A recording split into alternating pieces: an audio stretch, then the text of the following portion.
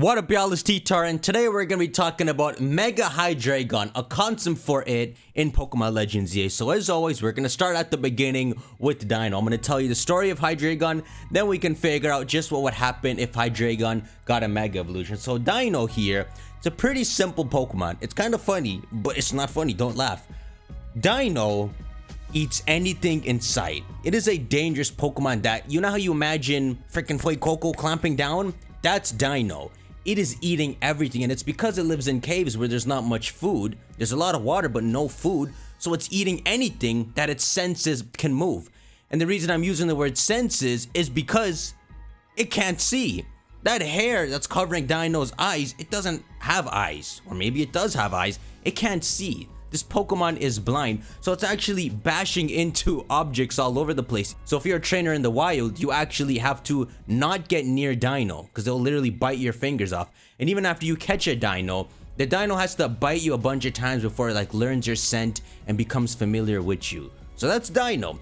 Very simple Pokemon, and you know, as far as you can tell, has no malice. It is an innocent Pokemon. I don't know why it has that dark typing, but you're gonna see inherently deep down there's something dark about it, whether it had a say in this or not.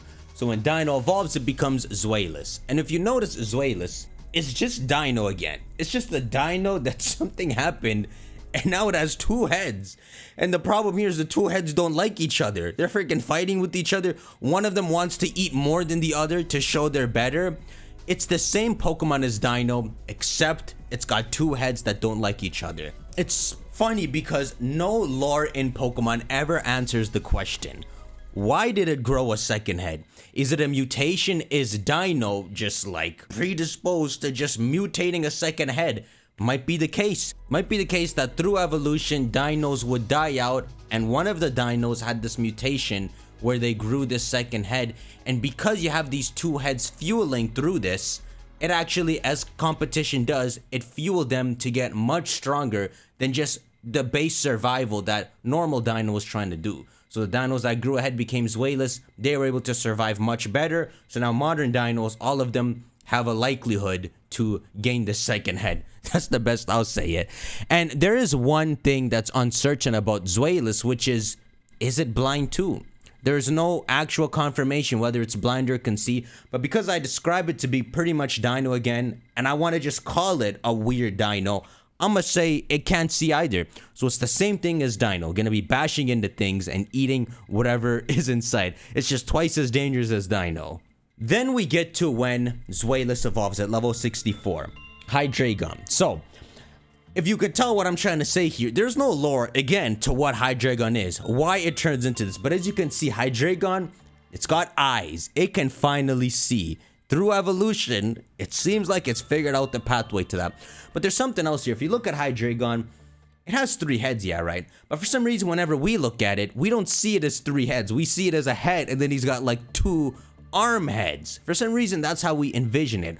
Arm heads. And the reason it feels like that to us is because those two heads on its sides are not as good as the head out front. In fact, it's described that the main head of Hydreigon is smart, and the two actually don't have brains. So they're just hive mind connected to Hydreigon's main head. So you know what this makes it sound like, right? This competition Zweilous had where they wanted to see who could eat more, and one wanted to prove they're better than the other. It was like a King of the Hill match. And whoever wins the match actually becomes the main host of Hydreigon. And so the other head becomes one of the two side heads. And then just like the typical Deino mutation, it gets another head. But that's what Hydreigon seems to be, the winner of their inside battle. And then you get to this Pokemon. And this is a Pokemon that's described as evil incarnate, destruction incarnate. And it's interesting because if you remember the Kommo-o video where I talked about how Kommo-o, they have this inherent feeling that there's a darkness that they need to get stronger to defeat. It almost sounds like, because Hydreigon also is associated with being a darkness, that a long time ago Kommo-o and Hydreigon lived together, and the darkness that Kommo-o is waiting to defeat and why their whole species gets strong is actually Hydreigon itself. Because Hydreigon is based off, you know, it's based off a couple things. It's based off that 1964 Godzilla movie, the dude with three heads. It's also based off Yamada no Orochi, except it only has three heads when Yamada no Orochi has 8. I've tried to summarize it as fast as possible. That's pretty much the gist of Hydreigon. Now you know the entire story of Hydreigon. It's not anything deep. It's just the Pokemon that as it evolves, it becomes this destructive Pokemon. It destroys anything in its sight.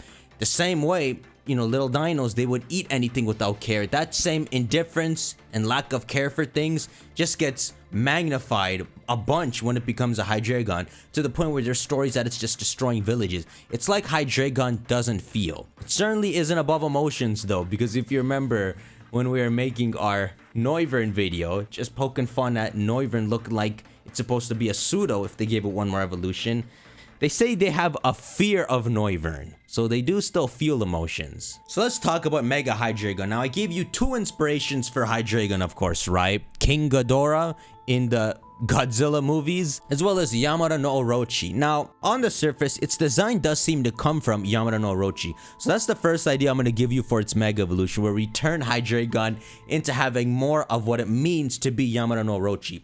The first thing is, well, as it says in the name Yamada no Orochi, it's supposed to be a much different creature with not 3 heads, but 8 heads, as well as 8 tails. This would be a crazy transformation, but it would be like Hydreigon tapping into the creature it's really supposed to be when it Mega Evolves. So, remember I was saying Deino, why is it a dark type? It's something like it has this inherent darkness that it's gonna awaken. That its entire species has this. Deino is a dark type because it's a baby evil creature. It's kind of always the flower it's meant to bloom into. So Deino, Zweilous, Hydreigon, they're all baby steps towards Yamada no Orochi. You could almost imagine Deino long ago. They're all descendants of the original Yamada no Orochi that all these Japanese myths are based off in the Pokemon world. So ultimately you get to Hydreigon, and when you Mega Evolve it, it's able to tap back into that root, become something close to Yamada no Orochi by this Mega Evolution. I need a simpler name for it. The dude's got a couple abilities. I've already mentioned the 8 heads and 8 tails, and what this allows is you can't approach Yamada no Orochi because dude can just see you. 8 heads looking at you, it's like pain all over again. And the other ability it has is it has this poisonous or corrosive breath. So even when you're trying to slay it, the same way, you know, you got in the Greek tales trying to slay the Hydra, you've got this corrosive breath that you gotta watch out for too. And then on top of that, it seems to, in some tales, be able to control the weather, which is crazy to add on top of that, as well as having both one of two feelings you get when you look at it. It either has an alluring appearance that draws you in, or it has an intimidating appearance that kind of makes you drop all your attentiveness, lose your form, and get wiped out. One of them is hypnotic, one of them is unnerving. Seems to do one of the two, if not both. So, if we were to make Hydreigon Mega Evolve into this thing, one thing that its design really could look like is it getting the full 8 heads, as well as 8 tails. Now, the balance between 8 heads and 8 tails would imply that it's not one dragon with 8 heads. It's kind of like 8 dragons together. That's why there's 8 individual tails. So this would kind of clash with Hydreigon because it actually did ultimately become one dragon with 2 fake heads, right? That's won the battle and just has the 2 weaker heads beside it. So something like this, they could either take the approach where it really goes back to being 8 equal dragons, but what would make more sense than to just go with the flow of Hydreigon and the story so far is they would make it the one main Hydreigon head, and then it has 7 weaker heads around it. And so in that case, they wouldn't have to do the 8 tail part of that. The poison breath I wanted to mention because it sounds like such a cool idea for Hydreigon to Mega Evolve into this, and it actually become a dragon poison type. Because poison is a very interesting typing. I'm going to take you guys to Eternatus, where Eternatus is supposed to be this evil Pokemon of pure darkness that enveloped the world. But what typing did they give it but poison? Because poison can actually work out to be even deeper than darkness at times. So to make this thing even more corrupted that it's now a dragon poison type would be so fitting. But the reason it might not be able to happen is because as far as we can tell, as I've looked through all the Mega Evolutions don't change your primary typing. And Hydreigon is not a dragon dark type, it's a dark dragon type, which means unless they change the rules of their game, the best they can become is a dark poison type. But of course, the issue with making it Mega Evolve to Dark Poison is it's Yamato no Orochi. It's a dragon in its name. Probably can't lose that. Unless it's a more deformed version it transforms into. Something like it's taken the dark aspect of it as well as this poisonous aspect and becomes some amalgamate of it rather than really tapping back into being the dragon. But yeah, wipe that idea away. Dragon Dark is probably what it would become if this ever happens anyway. But yeah, all the other details of Yamato no Orochi kind of line up well with Hydreigon. The blood red eyes, Hydreigon already got that. So if this design did play out, 8 heads, 1 tail, Dragon Dark design, there's a bunch of cool abilities that could come from this. There's many approaches you could take when you got this Pokemon with 8 heads. The first ability is something like, because as it's in the tail of Yamato no Orochi, how you can't really approach this dragon because it has so many heads that can see you, you could give this Mega Hydreigon an ability where it's hard to approach. So something like, you see how, well, this was kind of done with Hydrapple, which coincidentally, it's called Super Sweet Syrup and it makes all the opposing Pokemon, I would imagine they drop their guard because it smells so nice, like popcorn or something, that they become easier to hit. Early on, if Hydrapple was supposed to be a 2-stage Pokemon with Applin, maybe they originally had this idea planned because Hydrapple would have 7 heads to look at the enemy, so you'd be able to catch where it is more easily. But then maybe they spaced it out, introduced Dipplin in between, and so they just made its ability something relating to it being a candy apple.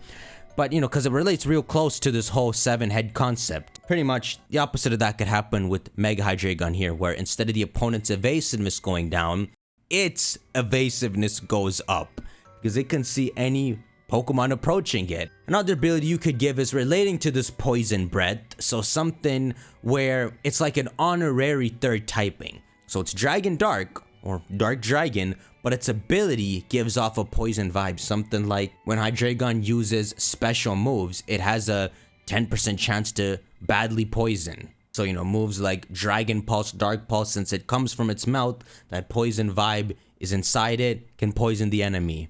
A real odd one would be building off its ability to control the weather, since storms give off a feeling of gloom and destruction coming. If it Mega Evolves and just gets drizzle as an ability, like wherever that ancient serpent wandered, a storm would follow. So when Hydreigon Mega Evolves, it also summons a storm. Or you can make it as simple as possible in the same way when you look at Hydreigon, you're supposed to be terrified.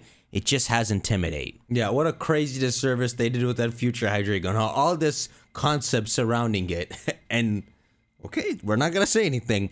But yeah, so the other thing Mega Hydreigon could be based off, if not Yamato no Orochi, is Ghidorah. King Ghidorah from the Godzilla series, which does seem like it could be something it's based off. Ghidorah has 3 heads. You know, Game Freak's a big fan of Godzilla, and you have other pseudos carrying the Godzilla vibe, right? You have Baxcalibur being a Godzilla, T-Tar being another Godzilla. This dude is like another Godzilla figure, and even Iron Moth is like another Godzilla figure. I'll show you a picture of King Ghidorah. It has 3 heads. Goodness. So they could just make Mega Hydreigon this, where it's 6 wings instead, turn into a giant wing on each side. And maybe, because we're focusing only on 3 heads, you can make it so when it Mega Evolves, that flood of Mega Evolution energy brings life back to the other 2 heads. And so, you know, you've got a more well-rounded perfection of Hydreigon through this Mega Evolution, rather than just like destruction. Y'all let me know in the comments. 3 perfect heads for Mega Hydreigon, or transforming it into this 8-headed serpent. Which one sounds more right?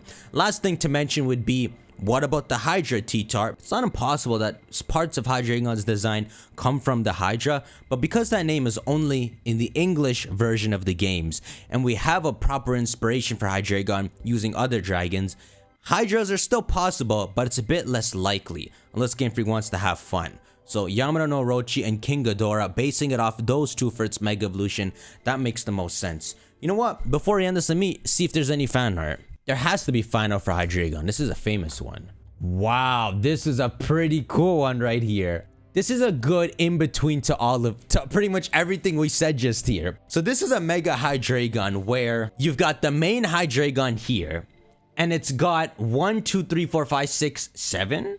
I'm gonna assume it has 8 heads. But what they did is they made the primary 2 heads alongside Hydreigon elevate to the status of Hydreigon. So you've actually got 3 primary heads because those are the OG ones.